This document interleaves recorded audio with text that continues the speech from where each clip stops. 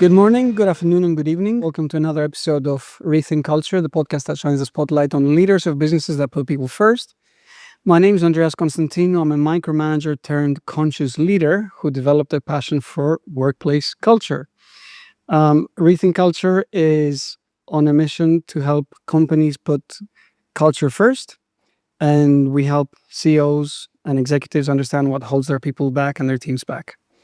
Today, I have the pleasure of welcoming Eric Malka. We met a few months ago. Eric is a visionary, entrepreneur, business operator, published author with more than 30 years experience in the luxury brand consumer packaged goods arena. He is known as the co-founder of The Art of Shaving, a brand that's redefined men's grooming. He grew the company to an internationally recognized brand, and then it was acquired by Procter Gamble. And Eric stayed as a CEO until about 2010. Following that, he started strategic brand investments to invest in early stage entrepreneurs developing their brands. And he tells me he appreciates not just culture, but he also appreciates local shopping. He was in Paris recently and loved shopping from the local groceries, the local butchers, the local fishmongers, and just having an appreciation for the local quality in life and in shopping. And we're going to talk about all of that and culture. Very welcome to the podcast, Eric. Thank you. Thank you for having me. So let's start by a very quick intro into the art of shaving. And what was your vision for creating that? Well, I don't want to disappoint you, but we didn't really have a vision for that. What we, I started working in the industry, and my wife and I wanted to start a business, and with very little money, we thought maybe we can open a small store and get products from my job to sell in there, and you can be the manager of that store. So it really started as a tiny little project, and very soon we realized that we had tapped into something that was very powerful for the male consumers in the New York City area. So that's when we started to really craft a vision, but we had good instincts. We gave it a great name. My wife, Miriam, designed the interior of the store in a beautiful manner, and it worked. We were only 22 and 28, so I tried to explain that we were not these extremely sophisticated business individuals. And you grew it to tens of shops, at least, I think. At the end, we had 150 locations in the United States and distribution in over 1,000 retailers worldwide. And what was like your driving passion? Like, what made the art of shaving special? When you opened a new shop, what was some of the things you needed the shop to have? Well, there were many things, and we were very, my wife and I really infused our lives' passion into the business. And you talked about shopping for local fruits and vegetables and fresh produce, and we've always been very passionate about natural lifestyles. So we brought that as soon as possible to our business with creating a brand that was made with natural ingredients and essential oils, ingredients from Morocco, where I'm from France, where my wife is from, and from many other countries. But as a young man in New York City that had modest means, I would go into these luxury establishments out of curiosity, and I was always shocked how poorly we were treated by their staff. And I thought to myself, one day when I have my own business, it's all going to be about the customer and really elevating my, almost becoming obsessively consumer focused. So we brought that immediately. Soon we realized that men had very little knowledge about grooming, shaving in general. So our philosophy became very focused on educating the consumer. And that became part of our DNA at the company. We were all about imparting knowledge, right? It wasn't about selling, it was about educating. And if they knew how to shave, how to groom, what to do, what not to do, then invariably they would trust us and try our products.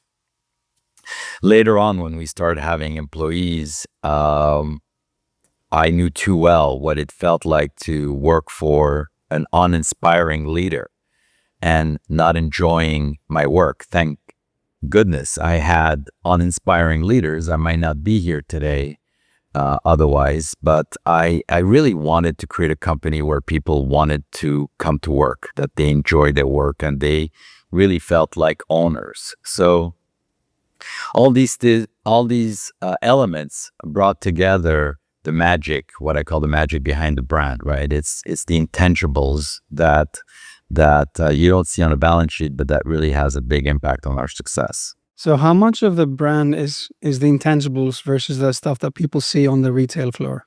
Well, Is it it's 80 hard. 20? Is it 50-50? Well, like, what would you put it? At the end, when we really reversed engineered what was the magic behind the brand, P&G wanted to find out why consumers were so obsessed. They did major market research, and they found out that, we thought it was the products. We thought it was, the great, comfortable, perfect shave that we promised. But in reality, it was all about self-care. And that word wasn't a word yet, but it was all about the ritual. It was all about the experience, that 5-10 minutes that men took in the morning with their tools and their products to it was almost like connecting with some kind of source. And to our surprise, it was all about experience. So I don't know what the percentage is, but intangible is extremely important in brand building.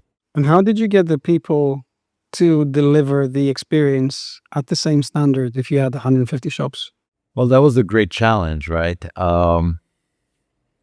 First, I had a mentor that told me, you have two stores, your wife is taking care of one, you're taking care of the other. No one will ever take care of your stores better than the two of you. But that's 100% of two stores. If you want to grow, you might want to do 80% of that with 100 stores, and 80% of 100 stores is a lot more than 100% of two stores. So with that philosophy in mind, we started to be very, very intentional about who we hired and how we trained them and how we managed them. And it was a combination of finding people that were very passionate about the company. I was a real sucker for passion.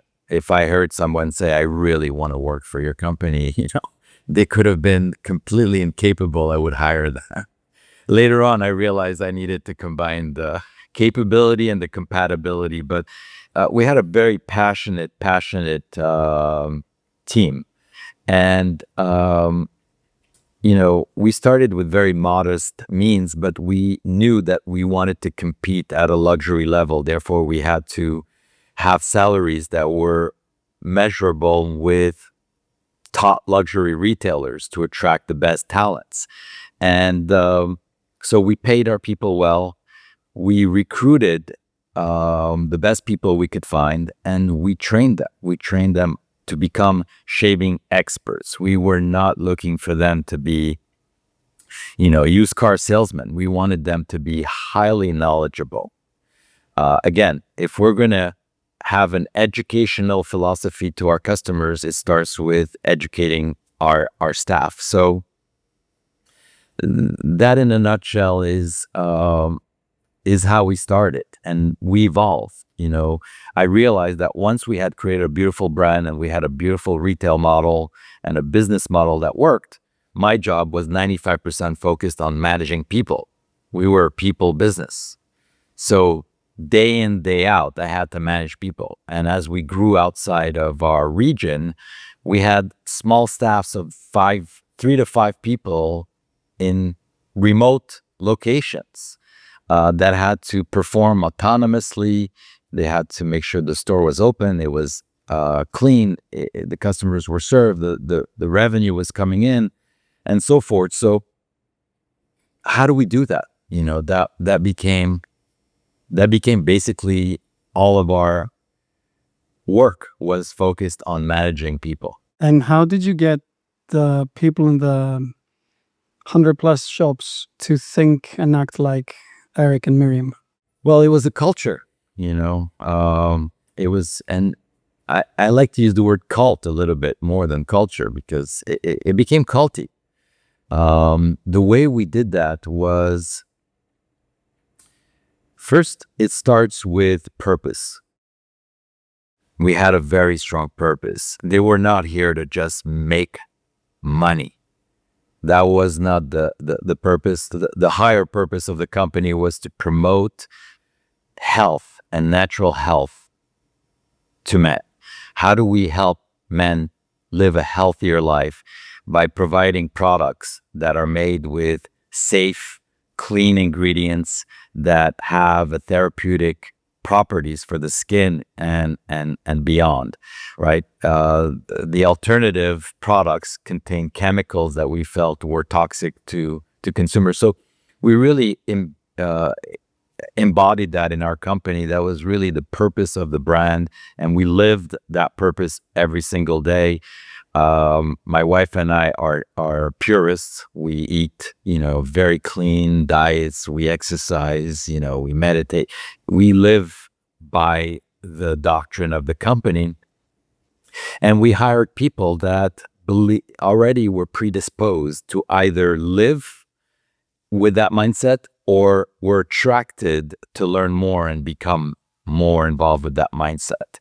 So, it was a learning curve. This is not something that we did on day one. And by the way, culture is something that everybody has. Whether you're conscious about it or unconscious about it, every company has a culture. And some are bad cultures, some are good cultures, some are great cultures. But when you start to realize what your culture is, when you become conscious about it, when you become purposeful, intentional about your culture, then that's when the real magic happens, because you can really start to focus on it day in, day out. Culture is something you work on every minute of every day. It's not a project. What aspect of your culture were you proud of? Would you say that's something that someone should steal from you and kind of apply to their business? Look, I'm very proud. Even to this day, I'm active on social media, and a lot of our past employees follow us. And I hear a lot, this was one of their best job they've ever had, and they missed those days. And a lot of our employees are still friends and in contact with each other. Some wanted to come back to work for us if we have new opportunities. And that really, as a leader, that, there's no greater compliment. But, our employees were often mistaken because in the beginning, we were not that well known. We were not a Starbucks company. We were still, new to many markets. And oftentimes our employees were mistaken for owners of that shop. And that Wow. always resonated with me, that we must be doing something well if they think the manager is the owner of that company. Tell me more about the notion that culture is cash. I believe culture is cash. I think our company culture always deliver at least 10% extra in revenue. I believe 10% on top was always due to the culture, because they really wanted to be successful. They really wanted to see the company succeed, and they really wanted to. We always felt that when we made a sale to a customer, we helped that person in their lives. We knew that we were delivering something healthy, something that delivered on the promise of the products, and would create an enjoyable experience. So culture equals cash is a philosophy that we developed in the final years, probably the last 4 or 5 years. We used to joke about things like happy makes money. That was one of our little saying in the stores, because Customers, it's like putting on a Broadway show. Retail is really like a Broadway show. It's not like a TV or movie series, because you can cut and fix mistakes and edit. A Broadway show, it doesn't matter what's going on in your life. When the curtains opens, it's showtime, and you need to deliver that performance. And that's really what we tried to teach our people. It was really it was focused on passion. And we used to, I come from Morocco. We're very big on hospitality, right? It's known for its hospitality, and I think that's been ingrained in me from birth. And I used to explain, people are coming into your store. It's like they're coming into your home. You don't want to have people come into your home and you're ignoring them, or not treating them, or not making them feel welcome, or not making them feel comfortable. So there were so many things that we did. We were constantly training and training and training our staff. And, when you have high quality people that feel really good about the company they work for, you're going to feel it at the customer level. It's just, when you feel as a customer, when you walk into a business and you're not being treated right, I can guarantee you there's a manager not treating that person right, or there's an owner not treating their staff right. It trickles down from the top. And we also had this philosophy, because I was a salesman. I started my career as a shoe salesman when I was 16 years old. I realized the power I had as a salesman. I could make or break that business. And I started to develop this philosophy of an inverted pyramid, where our sales team were at the top of the organization and the CEO was at the bottom. And we were all here to support and serve and empower our frontline people. They were ambassadors. Something I did even when we had hundreds of employees is I insisted on speaking to every person that was about to be made an offer to work for our company. So as we grew, I wouldn't recruit and interview and pick the people, but I wanted my managers to make sure I spoke to everyone before they were confirmed as an employee to our company. And it was a 1-minute conversation that went a long way for the new employee to think, oh my God, the CEO of this big, blah, blah, blah, is taking the time to speak to me, and I'm working in San Diego as a salesperson. What an incredible company. And in my mind, I wanted to send a strong message that they were very important. They were ambassadors to the brand. But also, it was highly motivating for them to do that. And in the back of my head, I wanted to make sure that I had this opportunity to check blind spots for my people, make sure they're not hiring someone that did not fit the company culture. And rarely did I have to step in and say, I'm not sure this is the right person, but I never had to veto, but at the very least, I sent an extremely strong message to the new employees as they came into the company. How has your leadership style changed over the years? You mentioned to me at some point you had to work on your emotional reactions during hard times to be a stronger leader. Yeah, I mean, being a founder CEO is a stressful place to be, and I was very young. I wasn't trained at Harvard, right? So I had to learn. I'm fairly relaxed as an individual, as you can see. I'm kind, but I can have a short fuse. And as an entrepreneur, I hadn't yet mastered self-control and emotional regulations, and meditation and things like that. So one thing I did, by the way, which was really funny, is that I started to have this reputation of not being spoken to after 3 p.m. Exactly It 3 seemed p.m. What happened at 3 after, p.m.? I think I was, in hindsight, I later realized that I was having a sugar drop, and it made my mood swing. So I started to eat, a few almonds around 3 o'clock before Yeah. and that really regulated my blood sugar, I guess. So, but all in all, as I used to say, my bad employees don't like me. My good employees love me. At the end of the day, I think today I would use a lot more tact and Hmm. diplomacy. But I used to get really frustrated with certain individuals that didn't do a good job. Hmm. So that's, Yeah. I guess, we evolve. We evolve. We do. We do. And also Um, the stress is lower. you were telling me that the art of shopkeeping, which is very dear to you, is becoming lost now. Yes. Um, I my first big client was Neiman Marcus, and Stanley Marcus wrote a book called The Shopkeeper. Oh no, or Hug Your Customer, something like that.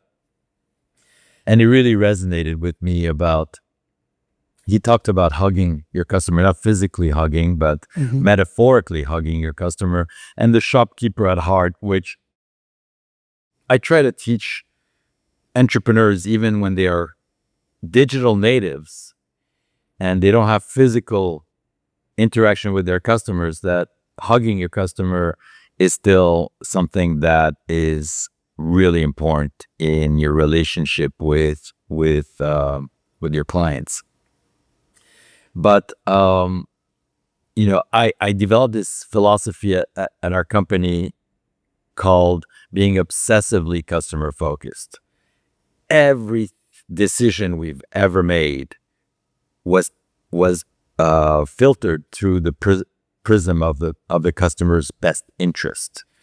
Um, and I used to make a bit of a drama every time I had a negative um, customer feedback, even though they were very rare. I remember one day I called one of my best managers, who was one of my most loyal employee, and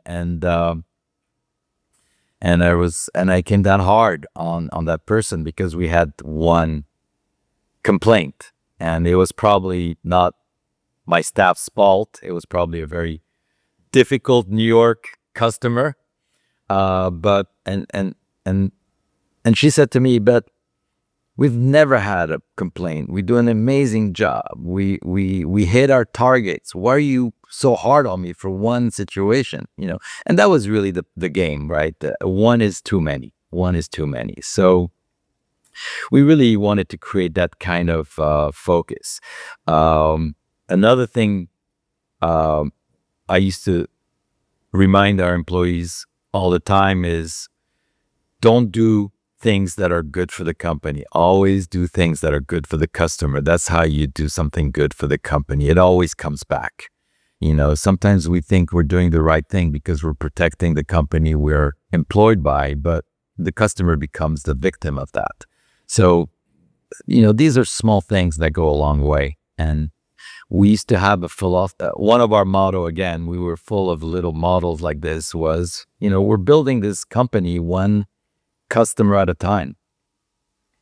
It's okay to want to conquer the world. It's okay to have thousands of customers in your mailing list, but really it's a one-on-one interaction. It's one customer at a time, and especially as a retailer that we were at the time, we started the company pre-internet. So that was really important for us to, the message there was every customer matters, right? We only had 20 customers a day. You can't afford to lose 4 or 5 in the shuffle. So we really had to maximize the potential of our traffic and so it was all um, a flywheel, really. That Hmm.